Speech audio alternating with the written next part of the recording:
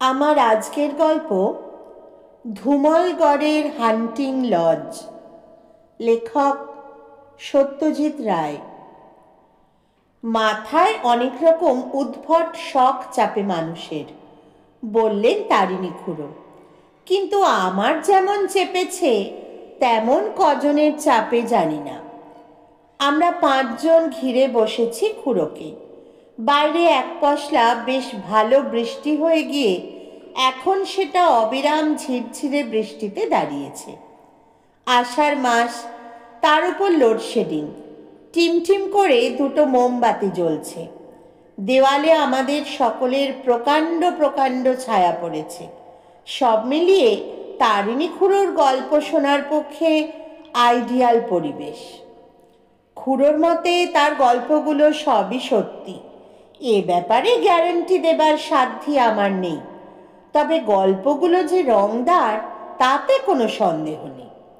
আর তারিণী খুড়ো যে গত 40 বছর ধরে সারা ভারতবর্ষ ঘুরে নানা রকম অভিজ্ঞতা হয়েছে সে কথা বাবা আমাদের বলেছেন। কাজেই সেটা অবিশ্বাস করার কোনো কারণ নেই। ন্যাপলা বলেই বসলো, আজ কিন্তু ভূতের মতো আর কোনো গল্প জমবে না। তারিণী খুড়ো স্কুল মাস্টারি ঢঙে বললেন, ভূত সচরাচর 4 প্রকার হয়। 1 অশরীরী আত্মা, যাকে চোখে দেখা যায় না। 2 ছায়ামূর্তি। 3 নিরেট ভূত, দেখলে মনে হবে জ্যান্ত মানুষ, কিন্তু চোখের সামনে ভ্যানিশ হয়ে যাবে। আর 4 নরকঙ্কাল, যদিও সে কঙ্কাল চলে ফিরে বেড়ায় এবং কথা বলে। আমার 4 রকম ভূতেরই অভিজ্ঞতা হয়েছে। আজ কোন প্রকার ভূতের গল্প বলছেন আপনি? ন্যাপলা প্রশ্ন করে। সে কথায় কান না দিয়ে দুধ চিনি ছাড়া গরম চায়ে একটা চুমুক দিয়ে খুড়ো তার গল্প শুরু করলেন। তোরা তো পত্রিকা টত্রিকা পড়িস। আজকাল এই সময় ডেকান হেরাল্ডের ফাইল ঘাঁটতে ঘাঁটতে বছর 7 পুরনো একটা লেখা চোখে পড়ল। লেখক এক সাহেব, নাম রবার্ট ম্যাকার্ডি। লেখার বিষয় হলো ধুমলগড়ের হান্টিং লজ। ধুমলগড় মধ্যপ্রদেশের একটা ছোট্ট শহর, চাঁদা থেকে 70 কিলোমিটার পশ্চিমে। চারিদিকে জঙ্গল, আর সেই জঙ্গলেরই একটা অংশে একটা টিলার উপর রাজার হান্টিং লজ বা শিকারাবাস। দিব্যি আরামে রাত্রিবাস করা যায় এমন একটা বাড়ি। আবার তার খোলা ছাতে বসে জন্তু জানোয়ারও মারা যায়। ভারতবর্ষের বহু প্রদেশে বহু মৃগয়া প্রিয় রাজাদের এরকম হান্টিং লজ আছে। ম্যাকার্ডি সাহেব এইগুলো স্টাডি করতেই ভারতবর্ষে এসেছিলেন। ধুমলগড়ের হান্টিং লজে গিয়ে তিনি আবিষ্কার করেন যে লজটি হন্টেড, অর্থাৎ সেখানে একটি প্রেতাত্মা বাস করে। ম্যাকার্ডি খবর নিয়ে জানেন যে ওই হান্টিং লজেই ধুমলগড়ের বড় কুমার আদিত্য নারায়ণের মৃত্যু হয়। ছোট কুমার প্রতাপ নারায়ণ সেটা ভেরিফাই করে। লেখাটা পড়ার পর থেকেই আমার মাথায় একটা অদ্ভুত ফন্দি ঘুরতে লাগলো। এটা আমার বিশ্বাস এবং অনেকেরই বিশ্বাস যে মানুষ মরে গেলে ভূত হয় তখনই যখন মৃত্যুটা স্বাভাবিক না হয়ে অপঘাত জাতীয় কিছু হয়। খুন, আত্মহত্যা, বাজ পড়ে মরা, মোটর ক্র্যাশে মরা, জলে ডুবে মরা, হিংস্র জানোয়ারের হাতে মরা, এসব ক্ষেত্রেই মৃত ব্যক্তির আত্মার টেন্ডেন্সি হয় যে তল্লাটে মৃত্যু হয়েছে তারই আশেপাশে ঘোরাফেরা করা, যেন সে অকালে প্রাণ হারিয়ে পৃথিবীর মায়া কাটাতে পারছে না। ডেকান হেরাল্ডের পুরনো ফাইলেই জানতে পারলাম যে 10 বছর আগে ধুমলগড়ের বড় কুমার আদিত্য নারায়ণ হন্টিং লজে বন্দুক সাফ করার সময় অকস্মাৎ গুলি ছুটে গিয়ে মারা যান। অবশ্যই মৃত্যুটা আত্মহত্যাও হতে পারে, কিন্তু সঠিক জানার কোনো উপায় ছিল না। অপঘাত ঠিকই, আর তাই প্রেতাত্মার উপস্থিতিতে আশ্চর্য হওয়ার কিছু নেই। আমার মনে হলো এই প্রেতাত্মার দেখা পেলে তার একটি সাক্ষাৎকার নিলে কেমন হয়। কি কারণে সে পৃথিবীর মায়া কাটিয়ে উঠতে পারছে না সেটা জানা যাবে কি? কিভাবে তার মৃত্যু হয়েছিল তার সঠিক বর্ণনা পাওয়া যাবে কি? তার অতৃপ্ত বাসনা কিছু আছে কি, এবং সে বাসনা পূর্ণ হলেই কি সে পৃথিবীর মায়া ত্যাগ করে পরলোকে প্রস্থান করতে পারবে? আমার কাগজের সম্পাদক জগন্নাথ কৃষ্ণানকে বলে 7 দিনের ছুটি নিয়ে ধুমলগড় পাড়ি দিলাম। যারা অন্ধকার ঘরে টেবিলের চারপাশে ঘিরে বসে প্ল্যানচেট করে তারাও প্রেতাত্মার সঙ্গে কথোপকথন চালায়, কিন্তু সেটা হয় একটি তৃতীয় ব্যক্তির মাধ্যমে, যাকে বলে মিডিয়াম। এখানে ভূতকে দেখা যায় না, ফলে মিডিয়াম যদি খাঁটি না হয় তাহলে বুজরুকির অনেক সুযোগ থাকে। প্ল্যানচেটে তাই আমার বিশ্বাস নেই, তবে ভূতে বিশ্বাস আছে, কারণ তোরা তো জানিস ভূতের অভিজ্ঞতা আমার নিজেরই অনেকবার হয়েছে। ধুমালগড়ের ছোট কুমার প্রতাপ নারায়ণ এখন গদিতে বসেছে, কারণ বাপ শঙ্কর নারায়ণ মারা গেছেন বছর 5 হলো। বড় ছেলে আদিত্য হান্টিং লজে মারা যাওয়ায় বাপের সম্পত্তি ও সিংহাসন ছোট কুমারই পেয়েছে। এস্টেটের ম্যানেজারকে আগেই চিঠি লিখে আমার আসার কথা জানিয়ে দিয়েছিলাম। ধুমালগড় পৌঁছে ভদ্রলোকের সঙ্গে দেখা করে আমার অভিপ্রায় জানালাম। ম্যানেজার ঈশ্বরী প্রসাদ বললেন যে একবার রাজার সঙ্গে কথা বলে নেওয়া দরকার, সকলকে হান্টিং লজে ঢুকতে দেওয়া হয় না। ঈশ্বরী প্রসাদই রাজার সঙ্গে একটা অ্যাপয়েন্টমেন্ট করিয়ে দিল। রাজার সুসজ্জিত আপিস ঘরে সকালে প্রতাপ নারায়ণের সঙ্গে দেখা করলাম। বয়স 40-এর বেশি না, চারা দেওয়া গোঁফ, শরীরের চর্বি যেন একটু বেশি, পোশাক একেবারে সাহেবী ধরনের, তার সঙ্গে 2 হাতের আঙুলের আংটির বহর কেমন যেন বেমানা। রাজা সাহেব আমাকে আসার কারণ জিজ্ঞেস করাতে অকপটে তাকে সব বলে দিলুম। রাজা শুনে বললেন, এ তোমার খুবই উদ্ভট শখ, তাতে কোনো সন্দেহ নেই, তবে আমায় জিজ্ঞেস করলে আমি বলবো যে আমার দাদা লজে ভূত হয়ে অবস্থান করছেন, এটা আমি মোটেই বিশ্বাস করি না। ভূত জিনিসটাতেই আমি বিশ্বাস করি না। আর সে ভূত থাকলেও সে তোমার সঙ্গে কথা বলবে, তোমার প্রশ্নের জবাব দেবে, এমন আশা করাটাই বোধহয় ঠিক না। আমি তখন ম্যাকার্ডি সাহেবের কথা বললাম। প্রতাপ নারায়ণ বলল, ম্যাকার্ডির ধারণা ভারতবর্ষ হচ্ছে ভূত প্রেতের ডিপো। তাকে বলে বোঝাতে পারিনি যে এ ধারণা ভুল। পোড়ো বাড়ি দেখলেই সাহেব সেটাকে ভূতের বাড়ি বলে ধরে নিত। সাহেবের পুরো ব্যাপারটাই কল্পনা ভিত্তিক। আমি বললাম, তাও একবার যাচাই করতে ক্ষতি কি? এত দূর যখন এসেছি তখন কোনো রকম অনুসন্ধান না করেই কি ফিরে যাব? আমার গোঁ দেখে প্রতাপ নারায়ণ শেষ পর্যন্ত রাজি হলেন। রাজবাড়ি থেকে হান্টিং লজের দূরত্ব 1.5 মাইল। পাতলা জঙ্গলের মধ্যে দিয়ে সাপের মতো আঁকাবাঁকা রাস্তা দিয়ে নাকি সেখানে পৌঁছতে হয়। ঈশ্বরী প্রসাদকে বলে রাজা আমার জন্য একটা জিপের বন্দোবস্ত করে দিলেন। সেটা আমাকে রাত 10টা নাগাদ পৌঁছে দিয়ে আবার ভোরবেলা গিয়ে নিয়ে আসবে। বিকেলে ঈশ্বরী প্রসাদের সঙ্গে বসে একটু আলাপ আলোচনা করলাম। লোকটা অনেক দিন ম্যানেজারি করছে, বয়স 70-এর কাছাকাছি। 2 কুমারকেই সে ছেলেবেলা থেকে বড় হতে দেখেছে। বলল, 2 ভাইয়ের স্বভাব চরিত্রে অনেক বেমিল থাকলেও দুজনের মধ্যে বেশ হৃদ্যতা ছিল। দাদার মৃত্যুতে প্রতাপ নারায়ণ খুবই বিচলিত হয়ে পড়েছিল। আত্মহত্যার কোনো কারণ ছিল না। ঈশ্বরী প্রসাদ নিজেও খুবই আঘাত পেয়েছিল। বড় কুমার এভাবে অকস্মাৎ মরবে সেটা সে স্বপ্নেও ভাবতে পারেনি। শিকারী হিসাবে এসেছিল খুব পাকা। হাত ফসকে গুলি ছুটে গিয়ে নিজের গায়ে লাগবে, সেটা বিশ্বাস করা খুবই কঠিন। আমি জিজ্ঞেস করলাম, বড় কুমারের মৃত্যুর ব্যাপারে কোনো তদন্ত হয়েছিল কি? ঈশ্বরী প্রসাদ বললেন, পুলিশ ইন্সপেক্টর মহাদেব দেওয়ান তদন্ত করেছিলেন। তার ধারণা এটা অপঘাত মৃত্যু ছাড়া আর কিছুই না, কারণ আদিত্য নারায়ণের হাতে বন্দুক ছিল এবং তার ডান হাতের তর্জনী বন্দুকের ট্রিগারের সঙ্গে লাগানো ছিল। কাজেই আত্মহত্যা বা অ্যাক্সিডেন্ট দুটোই সম্ভব। আসলে কি হয়েছিল তা বলা মুশকিল। বর্তমান রাজা প্রতাপ নারায়ণ কি স্বীকার করেন? আমি জিজ্ঞেস করলাম। না, বললেন ঈশ্বরী প্রসাদ।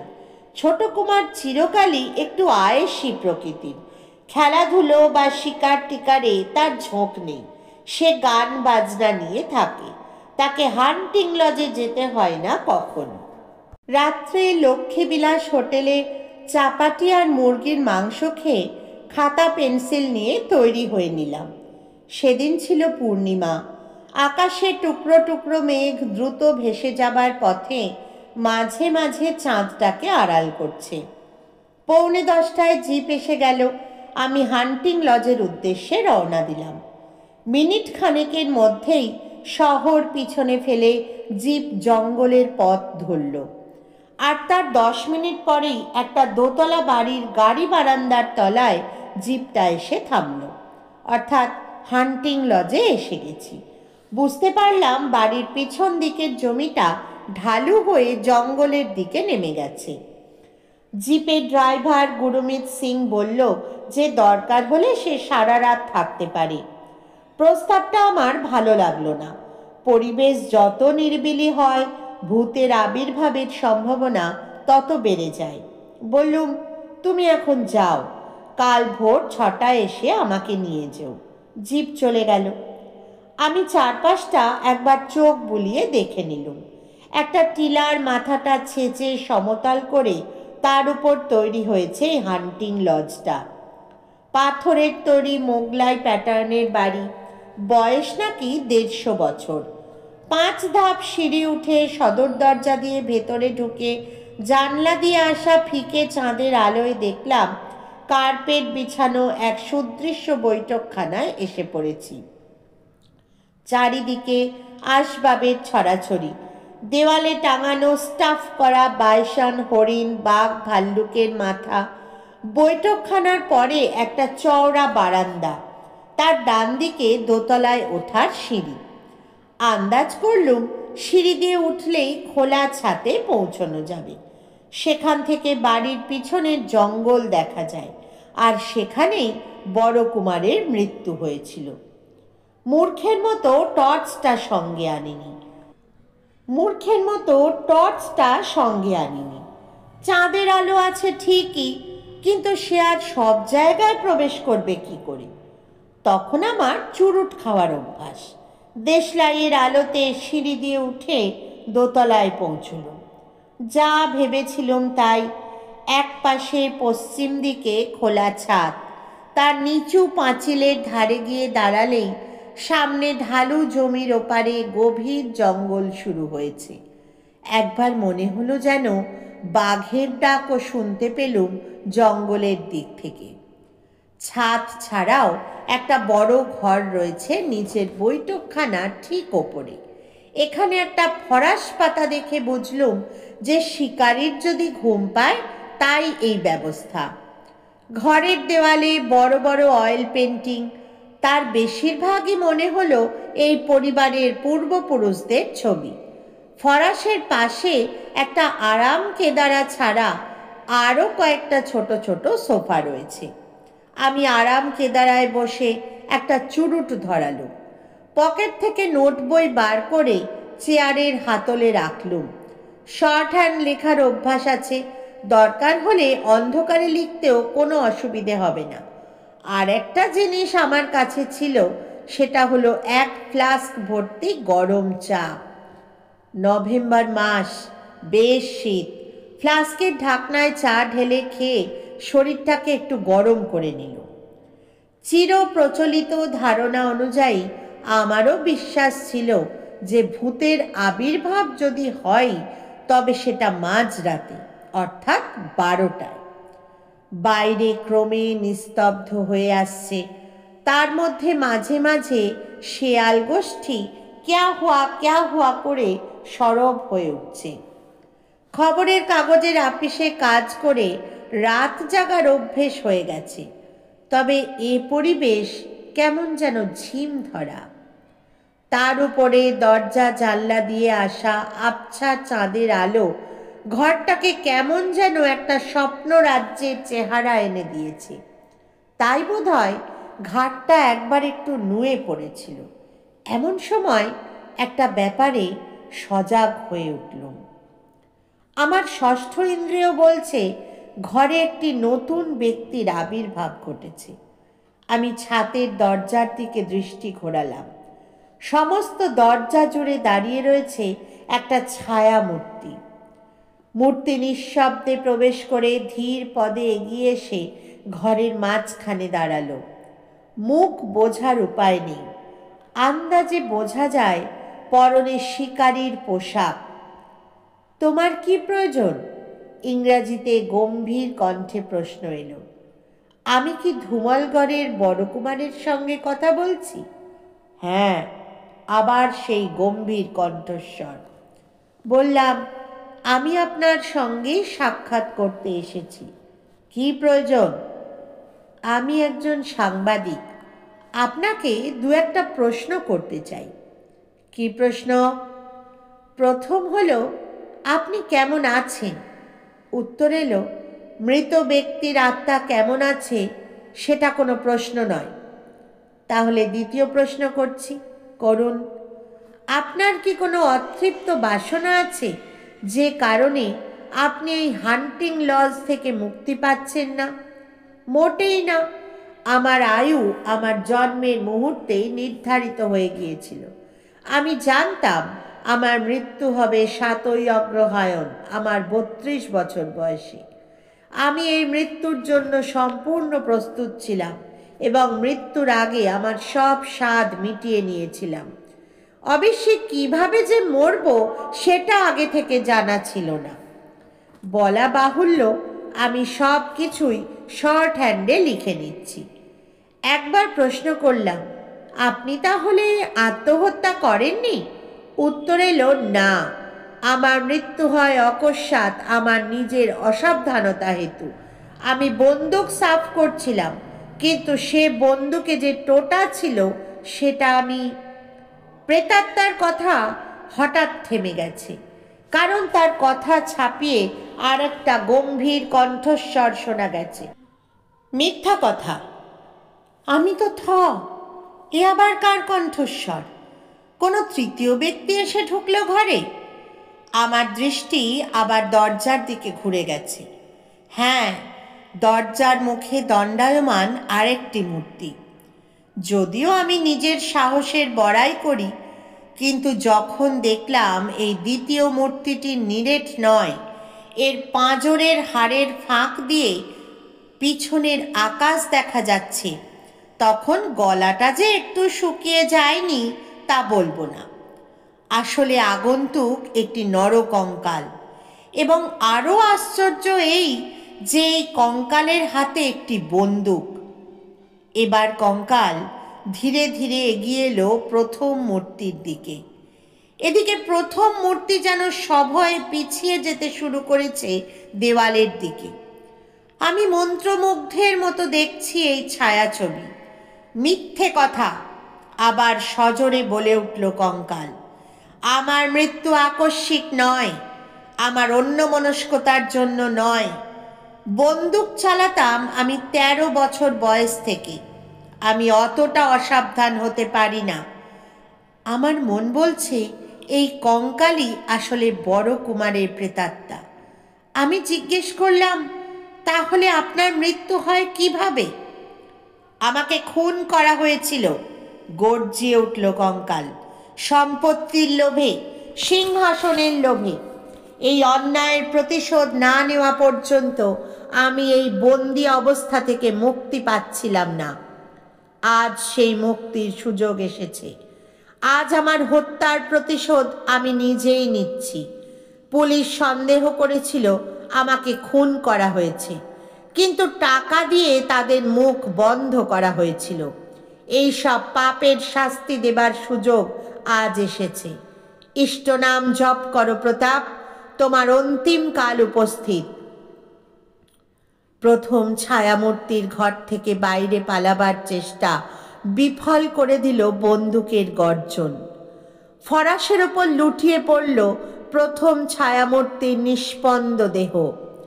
সঙ্গে সঙ্গে কঙ্কাল আমাকে উদ্দেশ্য করে বলে উঠল, সত্য ঘটনা প্রকাশ হলে আমি শান্তি পাব।